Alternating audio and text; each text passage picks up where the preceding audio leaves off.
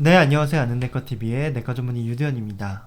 이번 시간에는 브루펜에 대한 안전성을 살펴보도록 하겠습니다. 브루펜이 임산부, 수유부에게 과연 안전한가라고 봤을 때, 일단은 엔세이드가 브루펜이니까, 여기 보니까 엔세이드는 카테고리 B나 C에 속한다라고 되어 있습니다.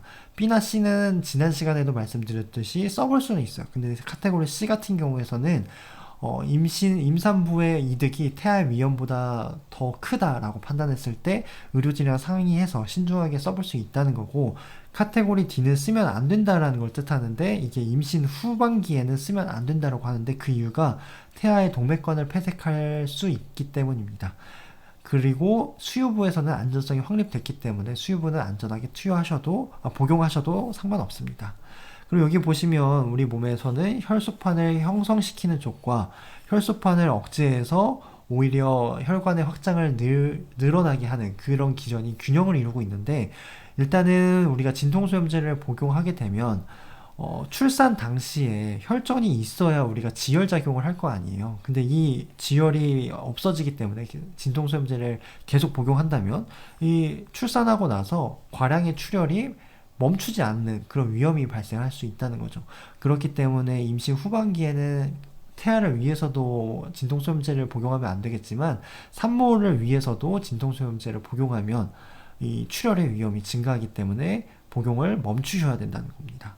그 다음 우리가 브루펜을 사용하면 대표적인 부작용이 바로 위장장애인데요.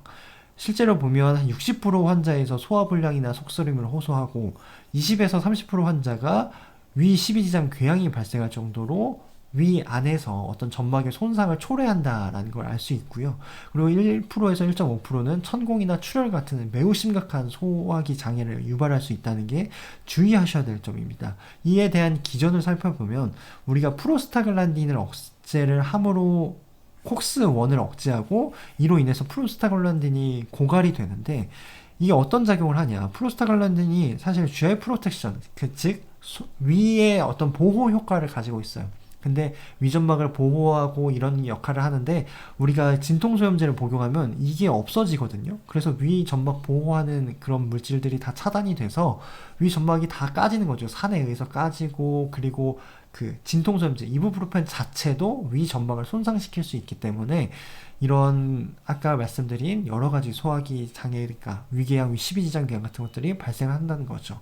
그럼에도 불구하고 이부브루펜이 상대적으로 그 위 12지장 궤양을 덜 일으킨다라고 나와 있어서 이 부분을 참고하시면 좋겠지만, 그럼에도 엔세이드는 즉 이부브루펜은 여전히 위장장애에 대한 위험이 있다라고 알고 계시면 되겠습니다. 그리고 이런 여러 가지 진통제들이 과연 그 위장장애도 다 차이가 있는데 효과도 다 차이가 있는 거 아니에요? 라고 여쭤볼 수도 있는데, 특별한 차이가 없다고 합니다. 효과적인 측면에서는. 그리고 이부프로펜과 심장독성 차이를 살펴보도록 할게요. 어떤 원리에 의해서 형성이 되냐? 아까 말씀드렸어요. 이제 이부프로펜이 우리 몸의 체내는 이 혈전을 형성시키는 쪽과 혈전을 억제하는 쪽이 이제 균형을 이루고 있다고 말씀드렸어요. 근데 이제 우리 진통소염제마다 이 혈전을 형성시키는 쪽을 저해하는 작용과 이 혈전을 억제하는 작용을 저해하는 작용이 각각 다 다르다는 거죠.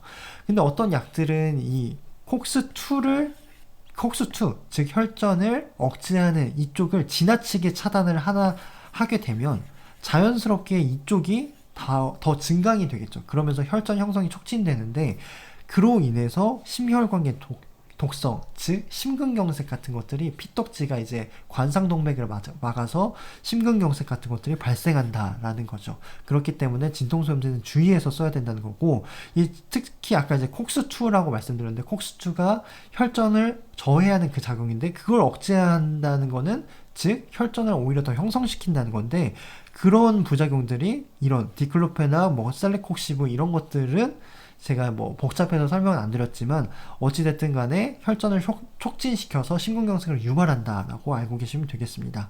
그래서 디클로펜이나 이부프로펜도 예외는 아니에요. 그래서 콕스2를 선택적으로 이제 저해할 경우에서는 심장 독성을 유발할 수 있고, 나프록센 같은 경우는 콕스1을 저해하는 효과가 크거든요. 그렇기 때문에 상대적으로 심혈관계 독성이 낮다라고 알고 계시면 되겠습니다.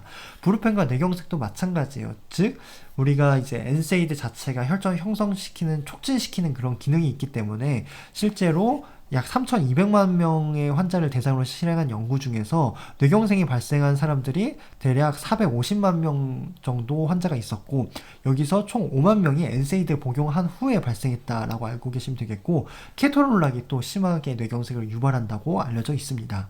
그 다음에 이제 신장 독성도 굉장히 주의해야 될 점인데, 저는 사실 이 내과 수련 중에서 진통소염제를 거의 써본 적이 없어요. 즉 엔세이드를 써본 적이 없는데, 그 이유 중에 하나가 이제 신독성을 유발하기 때문인데, 일반적으로는 신독성을 유발하지 않아요. 일반 환자분들, 건강한 사람들이 잘 유발하지 않는데, 간혹 이제 입원하신 분들은 애초에 신장 기능이 이미 한번 망가지신 분들이 있거나 만성 콩팥병이 있는 분들이에요. 그런 분들에게 썼을 때는 신독성이 더 초래된다는 연구 결과가 있고요. 그 기전을 살펴보면 어떻게 하냐, 우리 엔세이드가 이게 사구체거든요. 우리의 신장은 물이 계속해서 공급이 돼야 이게 잘 살아남아요. 근데 물이 조금이라도 공급되지 않으면 그때부터 신독성이 유발되는데, 그런 상황이 어느 경우냐, 탈수되거나 이제 노인분들이 식사를 잘 못 드시면 이제 수분이 잘 공급이 안 되고, 그러면서 이제 신장이 가장 먼저 망가지게 되는 거죠. 엔세이드는 애초에 물이 이제 흘러야 되는데 물이 들어가는 그 입구를 차단해요. 꽉 조여지기 때문에 이 수입 세동맥을 차단하기 때문에 사구체가 물이 잘 안 간다는 거죠. 그렇기 때문에 엔세이드를 복용하면 자꾸 체내가 붓고 이런 부작용이 발생한다는 거죠.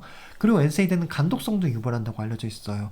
뭐 구체적인 기전은 명시되어 있지 않지만 간독성이 유발될 수 있다. 특히나 디클로페낙 같은 것들이 간독성을 더 유발한다라고 돼 있고, 사실 뭐 간 수치가 올라가지만 대부분 수일 내에 호전된다고 하는데, 여기 보면 C형 간염 환자, 특히나 이런 간독성 환자, 이미 한번 간이 손상이 입은 환자분들은 이 엔세이드를 복용할 경우에서는 AST, ALT 간 수치가 10배 이상 오를 수 있다는 거고, 특히나 간경화 환자들은 안 그래도 혈소판이 적어요. 이런 분들은 그래서 출혈이 나면 잘 먹지가 않는데, 이분들이 이제 이런 진통소염제를 드신다 그러면 출혈이 더 발생할 수 있다는 거 알고 계시면 좋을 것 같고, 과민 반응도 또 중요한 거거든요. 타이레놀보다 과민 반응이 더 심해요. 제가 지난번에 좀 무서운 케이스를 보여드렸는데, 사실 그 사례는 엔세이드가 훨씬 많아요. 그래서 한번 살펴보면, 엔세이드는 이제 단순 피부 발진부터 스티븐 존슨, 이제 중독성 표피방리증까지 다양하게 나타나는데, 일반 환자는 0.3%밖에 안 일어나요. 타이레놀 이거보다 훨씬 더 적게 일어나고요.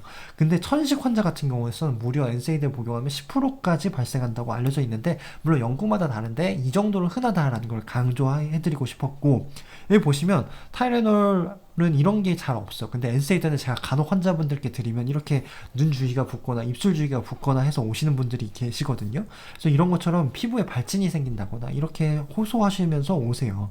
그 기전이 뭐냐면, 실제로 엔세이드가 이 콕스1, 2를 저해한다고 말씀드렸잖아요. 그러면 자연스럽게 그 다른 물질들이 증가하게 되거든요. 그게 바로 류코트리엔이라는 물질인데, 이게 증가하면 이거가 증가함으로 인해서 천식 같은 것들이 발생하기도 하고 두드러기 여러 가지 피부 증상들이 발생한다는 거죠. 그래서 이런 비면역학적인 기전에 의해서 발생하는 기전이 있고, 아니면 면역학적인 IgE를 매개로 해서 발생하는 기전이 있는데, 이거 너무 복잡하기 때문에 제가 넘어갈 거고, 일단은 이런 것들이 발생하면 어떻게 해야 되냐, 다음번에 이 사람은 이부프로펜 다시는 못 쓰냐라고 생각해 볼 수 있는데, 상황에 따라서 엔세이드 유발 검사를 해볼 수도 있고 아스피린 유발 검사를 해볼 수도 있고요. 그래서 만약에 환자가 유발이 됐다라고 하면 그 약은 다시는 못 써요. 엔세이드는 다시는 못 쓰고 아스피린으로 대체를 해야 된다거나, 아니면 추가적인 뭐 면역 억제제 같은 것들을 투여해봐야 된다라고 말씀드리고 싶습니다. 이 부분은 너무 의학적이고 전문적인 부분이어서 생략하도록 하겠지만, 그럼 어쨌든 제가 말씀드리고자 하는 부분은 엔세이드는 그닥 안전한 약은 아니고 굉장히 조심해서 써야 된다라는 걸 말씀드리고 싶었습니다. 그렇기 때문에 편의점에서 파는 이부프로펜도 용량에 따라서 적절한 용량만큼만 하루에 정해진 횟수에 따라서 투여하셔야 된다는 거고, 약국에서 타이레놀 외에 에드빌이나 뭐 이런 진통제를 원하시는 경우에서는 방금 말씀드린 심장, 콩팥, 간, 뭐 여러 가지 피부, 호흡기 부작용들을 다 인지하시고 안전하게 드셔야 된다 라고 말씀드리고 싶습니다. 그래서 마지막으로 정리해보면, 효과적인 측면, 해열작용이나 진통작용 측면에서 효과적인 거는 사실 연구마다 뭐 큰 차이가 없다고도 하지만, 제 경험상은 엔세이드가 더 우수해요. 하지만 엔세이드는 부작용이 워낙 많아요. 그렇기 때문에 제가 이제 내과 의사로서는 안전하게 타이레놀이나 마약성 진통제, 뭐 트리돌 이런 것들을 좀 더 선호하는 편인 거죠. 그래서 지금까지 이제 무르펜에 대한 엔세이드라고 이제 통칭해서 말씀드렸는데, 여기에 대해서 정리가 만약에 조금 헷갈리시고 복잡하다 하신 분들은 블로그에 방문하셔서 제 그러니까 정리한 글을 참고해 보시면 좋을 것 같습니다. 지금까지 긴 강의 경청해 주셔서 감사드립니다.